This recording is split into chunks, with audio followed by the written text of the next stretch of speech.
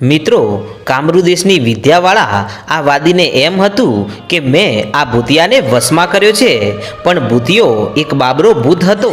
અને આ વાતની જાણ વાદીને ન હતી અને માણસોને વશમાં કરવાની વિદ્યા અજમાવી અને એને એમ હતું કે આજે ભૂતિયો મારા વિદ્યાવાળા દાણા આખા ગામમાં નાખી અને પાછો આવશે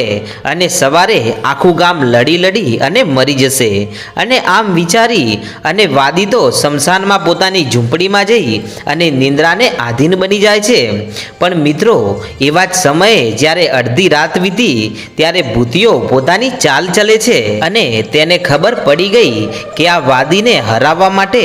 મારે પહેલાં તો આ વાદીએ તેની વિદ્યાથી વશમાં કરેલા આ સેનાપતિ અને તેના સિપાહીઓને મુક્ત કરવા પડશે। અને આટલું વિચારી અને ભૂતિયાએ શમશાનમાં અડધી રાત્રે એ બધા જ વાદીના ગુલામોને જગાડ્યા અને કહે છે કે આપણા નાથ માથે હુમલો થવાનો છે અને તેઓ હાલ ઝૂંપડીમાં સૂતેલા છે, માટે ચાલો આપણે તેમને ખબર ના પડે એવી રીતે એમને બચાવવાના છે અને એમને ખબર પણ ના પડવી જોઈએ। અને આમ ચાલ ચલી અને ભૂતિયો અડધી રાત્રે બધા જ માણસોને ગામના સીમાડે લઈને આવ્યો અને ત્યાં ભૂતિયું તળાવ હતું અને ત્યાં લાવી અને ઊભા રાખ્યા। અને પછી ભૂતિયાએ માતા મેલડીને યાદ કર્યા કે હે માં મેલડી, મારી આજે આ બધા જ સિપાહીઓ કે જે વાદીના વશમાં કરેલા છે અને તેઓ અજાણતા વશમાં થઈ અને અધર્મના કામ કરી રહ્યા છે, તો માડી આ વાદીની માયાજાળમાંથી આજે આ બધા જ નિર્દોષ માણસોને મારે આઝાદ કરવા છે, પણ માડી મને તે માટે કંઈક બુદ્ધિ આપો અને આમની રક્ષા કરો। અને ત્યારે માતા મેલડી ભૂતિયાના આવા શબ્દો સાંભળી અને ભૂતિયા તળાવે હાજર થાય છે અને પછી ભૂતિયાને કહે છે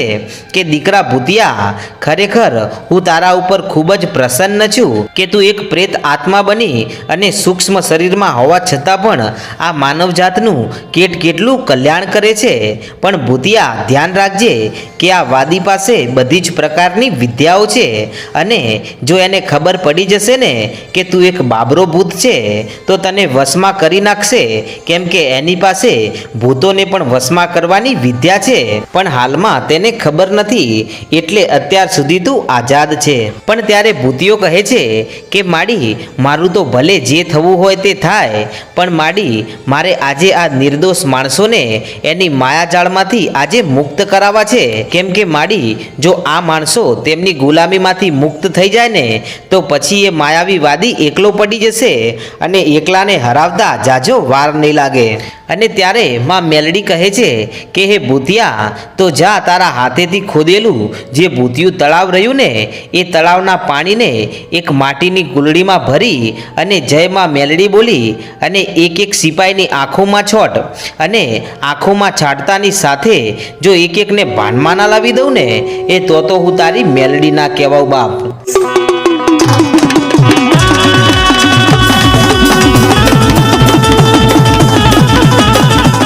અને માતા મેલડીનું આટલું કહેતાની સાથે તો ભૂતિયો માતા મેલડીને બે હાથ જોડીને કહેવા લાગ્યો કે ખરેખર માડી, દુનિયામાં કોઈકે સાચે જ કહ્યું છે કે દુનિયામાં જે કોઈ ના કરી શકે ને એવું મારી મેલડી કરે અને દુનિયામાં જે કોઈ ના આપી શકે ને એવું પણ મારી મેલડી આપે। અને ત્યારે ભૂતિયાના આવા શબ્દો સાંભળી અને માતા મેલડી હસતા હસતા ત્યાંથી અંતર ધ્યાન થઈ ગયા। અને પછી ભૂતિયો એક માટીની કુલડી લાવી અને તેમાં એ જ ગામના ભૂતિયા તળાવનું પાણી લીધું અને એ પાણી ભરી અને સૌ પહેલાં તો સેનાપતિને પોતાની સામે બોલાવી અને તેમની આંખોમાં પાણીની અંજળી છાંટી અને જય માં મેલડી કહ્યું। અને આટલું કહેતાની સાથે તો સેનાપતિ ભાનમાં આવી ગયો અને કહે છે કે હું અહીંયા ક્યાંથી, અરે મારે તો મારા મહારાજે આપેલું કામ પૂરું કરવાનું છે, અરે મારે પેલા શમશાનમાં રહેલા વાદીને મારી ભગાડવાનો છે અને આજ મારા મહારાજનો હુકમ છે। અને ત્યારે ભૂતિયો આ સેનાપતિના આવા શબ્દો સાંભળીને હસવા લાગ્યો અને કહે છે કે બસ હવે સેનાપતિ તમે ચૂપ થઈ જાઓ અને હવે આ બધું હું સાંભળવા નથી માગતો. અને ત્યારે સેનાપતિ કહે છે કે ના ભૂતિયા, હું કોઈનો રોકાવાનો નથી, મારે તો મારા મહારાજે આપેલું કામ પૂરું કરવાનું છે. અને ત્યારે ભૂતિયો કહે છે કે ભાઈ, આજે તમે ભાનમાં આવ્યા છો અને તમે એ વાદીને મારી ભગાડવા અત્યારે નથી આવ્યા, પરંતુ 1 મહિના પહેલા આવેલા છો અને ત્યારથી જ એ વાદીએ એની માયાજાળથી તમને બંદી બનાવી અને વશમાં કર્યા હતા. અને તમે બધા 1 મહિનાથી આ ગામને હેરાન કરો છો અને હજી તો તમને જ ભાનમાં લાવ્યા છે. બાકી હજી પૂછો આ તમારા સેનાના માણસોને કે તેઓ કોણ છે. અને ત્યારે સેનાપતિ કહે છે કે હે સિપાઈઓ, તમે કોણ છો? ત્યારે એક સિપાઈ કહેવા લાગ્યો કે અમે શમશાનમાં રહેલા વાદી અમારા ભગવાન છે અને અમે તેમના માટે જીવી રહ્યા છીએ અને તેમના ઉપર ક્યારેય આંચ પણ નહીં આવવા દઈએ અને તેમના માટે મરી પણ જઈશું. અને ત્યારે ભૂતિયો કહે છે કે જોયું, આવી છે આ વાદીની માયાજાળ અને તમને મેં આજે મુક્ત કર્યા છે અને અહીં લાવ્યા છે. અને આમ કહી અને ભૂતિયાએ એક સિપાઈની આંખમાં માં મેલડીનું નામ લઈ અને પાણીની અંજળી છાંટીને ત્યાં તો એક સિપાઈ ભાનમાં આવ્યો અને આમ કરતાં કરતાં બધા જ વાદીની માયાજાળમાંથી મુક્ત કર્યા. અને ત્યારે એક સિપાઈને ખબર પડે છે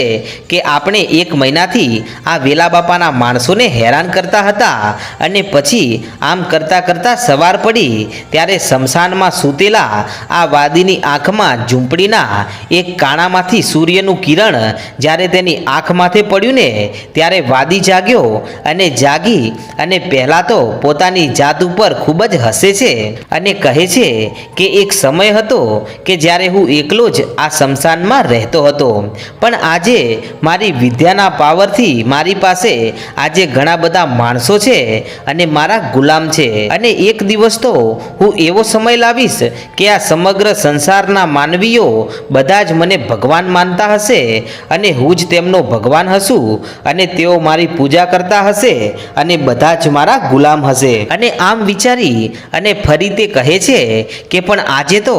મારું દુશ્મન ગામ કે જે આજે મારી વિદ્યાથી ઉજ્જળ બનશે અને જોવાની મજા તો તેની અલગ જ છે. અને માટે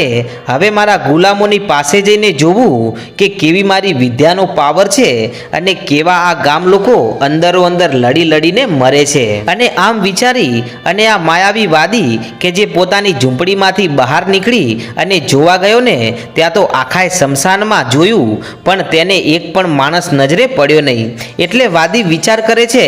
કે નક્કી આ ગામમાં માણસો અંદરો અંદર લડવા લાગ્યા હશે અને તેમને જોવા માટે આ મારા બધા જ ગુલામો ચાલ્યા ગયા છે. અને આમ વિચારી અને આ વાદી પણ સંતાઈ અને આ ગામની અંદર બની રહેલી ઘટનાઓ જોવા માટે શમશાનમાંથી નીકળ્યો. અને ત્યારે મિત્રો એ પણ સંતાઈ અને આ ગામમાં આવે છે અને આવીને જુએ છે તો તેના ડોળા ફાટી જાય છે.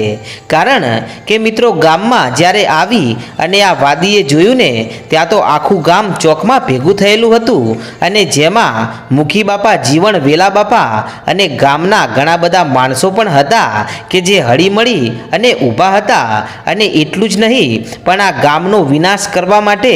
જે સેનાપતિ અને સિપાહીઓ વશમાં કરેલા હતા એ બધા જ આ ગામની સાથે છે. અને તેઓ આખા ગામના દરેક માણસોને 2 હાથ જોડી અને માફી માંગે છે કે અમને માફ કરજો, અમારી આજે આંખો ઉઘડી છે કે અમે આ માયાવી વાદીના વશમાં આવી અને ભગવાન જેવા વેલા બાપા સામે પડ્યા અને તેમના ગામને અમે નુકસાન પહોંચાડ્યું. અને ત્યારે આ દ્રશ્ય જોઈ રહેલા વાદીના મનમાં એક વિચાર ખૂબ જ હેરાન કરી રહ્યો છે કે મારી કામરૂ દેશની શક્તિથી વશમાં કરેલા માણસોને મોત આવી જાય પણ મારી માયાજાળ તો ના જ છોડાવી શકે, તો પછી આ બધા માણસોને મારી વિદ્યામાંથી મુક્ત કોણે કર્યા? અને ત્યારે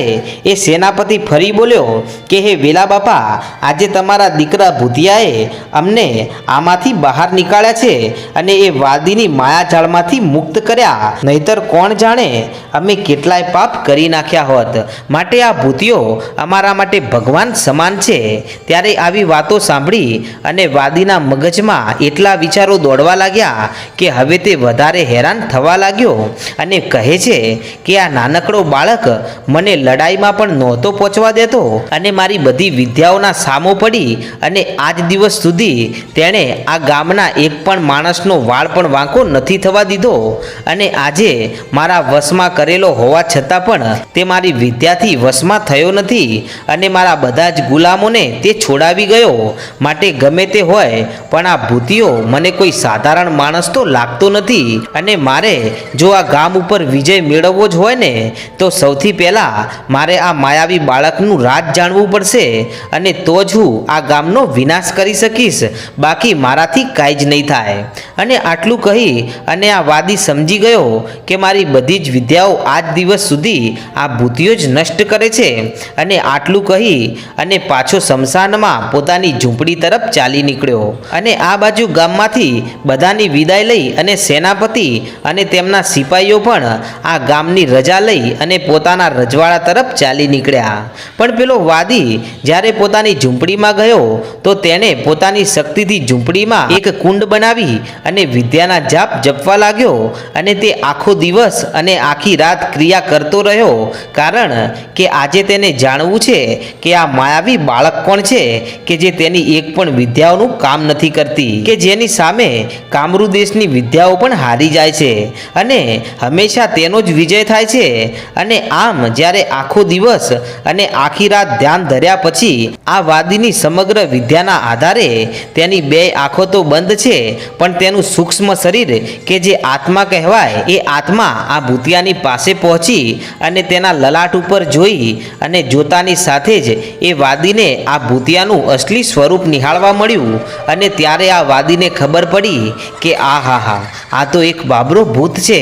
અને આ મારાથી બચી કેવી રીતે ગયો. પણ હે બાબરા ભૂત, કે હવે જો તને મારી વિદ્યાથી એવો વશમાં કરીશ કે મારા એક એક ઈશારા ઉપર તું નાચીશ અને તું જ હવે આ ગામને બરબાદ કરીશ, કારણ કે તને વશમાં કરવાની વિદ્યા હું જાણું છું. અને આમ કહી અને વાદી ભૂતિયાને વશમાં કરવાની વિદ્યાના જાપ જપવા લાગ્યો. તો મિત્રો,